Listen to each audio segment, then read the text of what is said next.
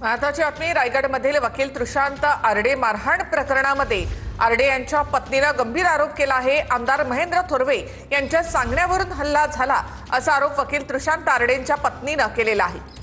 आमदार थोरवे यांच्यावर कारवाई करा अशी मागणी किशोरी आरडे यांनी केली आहे। सदर प्रकरणाचा माझा काडी मात्र संबंध नाही असं स्पष्टीकरण यावर आमदार महेंद्र थोरवे यांनी दिले।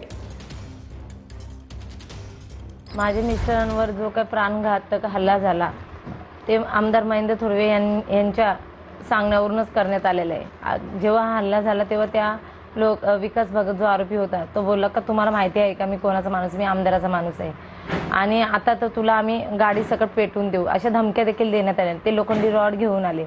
आम्हाला जो काही त्यांनी मारहाण केली, आमची गाडी फोडली, माझे मिस्टर मारहाण झाली, ते मी 112 देखील कळून मदत तर मिळाली नाही। पोलीस स्टेशनला देखील आम्हाला कुठल्या प्रकारचं योग्य ते सहकार्य न करता मला आणि माझ्या मिस्टरांना लवकरात लवकर न्याय मिळवून द्यावा आणि आमच्यावरचा जो खोटा गुन्हा दाखल केलाय तो ताबडतोब